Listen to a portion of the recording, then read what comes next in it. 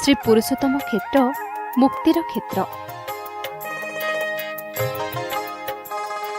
मृत व्यक्ति को एठारे दाह कले, पोती देले अथवा भसाई देले मध्य मिलिथाए मुक्ति।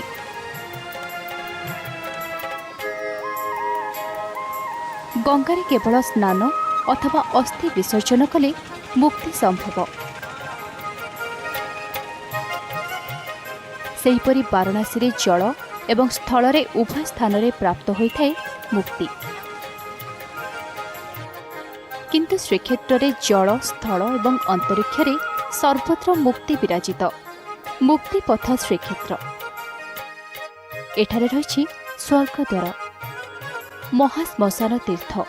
महोदधि कूଳରେ रहिछि एही महातीर्थ।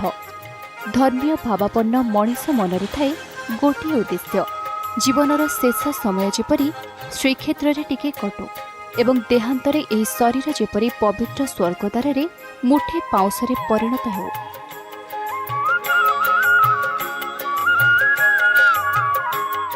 वैदिक सनातन धर्म रे रहिछि एक दृढ़ विश्वास।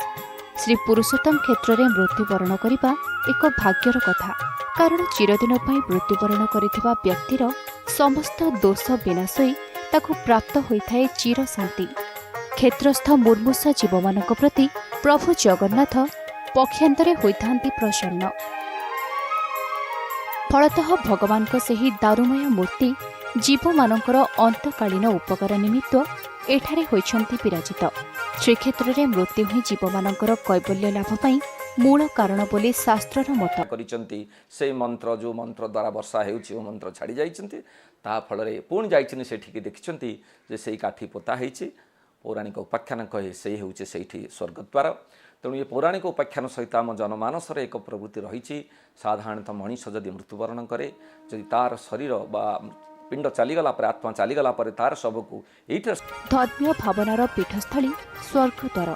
राज्य तथा राज्य बाहर प्रतिदिन अनेक शव एठाकू आसीथाए दाह हेबा पई। दाह कार्य समापनांते ज्ञातिजन महाप्रसाद सेवन करी एठारो स्वगृह को बाहुड़ी जाइथांती। स्वर्गद्वार रे रहिछंती अघोरी संप्रदायर उपासित बाबा भूतनाथ महादेव मंदिर, श्मशानकाली मंदिर, विश्राम गृह, पथश्राद्ध गृह। निकटरे रहिछि अन्नदा ठाकुरଙ୍କ समाधि, जे कि भारतर थिले जणे महान मातृ साधक। तांको प्रतिष्ठित आद्यपीठ और रामकृष्ण संघ रहिछि ओडिशार भूतपूर्व मुख्यमंत्री बिजुबाबूଙ୍କ समाधिपीठ। ଏହି ପବିତ୍ର ଶ୍ମଶାନରେ ଶବ ଦାହ ପାଇଁ ରହିଛି ଏକ କାଠଗୋଲା, ଶବ ଦାହକାରୀ ବ୍ୟକ୍ତି, ପଥଶ୍ରାଦ୍ଧ ପୁରୋହିତ। ଯେକୌଣସି ସମୟରେ ତଥା ଯେକୌଣସି ମୁହୂର୍ତ୍ତରେ ଏସବୁ ଏଠାରେ ଉପଲବ୍ଧ। ସର୍ବୋପରି ଏହି ସ୍ଥାନ ଏକ ପବିତ୍ର ତୀର୍ଥସ୍ଥଳର ମାନ୍ୟତା ଲାଭ କରିଛି। ପ୍ରତ୍ୟେକ ଦିନ ହଜାର ହଜାର ଲୋକ ଏହି ସ୍ୱର୍ଗଦ୍ୱାର ଦର୍ଶନରେ ଆସିଥାନ୍ତି ଏବଂ ଅତି ଶ୍ରଦ୍ଧାରେ ଏହାର ଧୂଳିକୁ ମଥାରେ ଲଗାଇ ଚିରଦିନ ଏହିଠାରେ ବିଶ୍ରାମ ନେବାକୁ आशा पोषण करिथांती।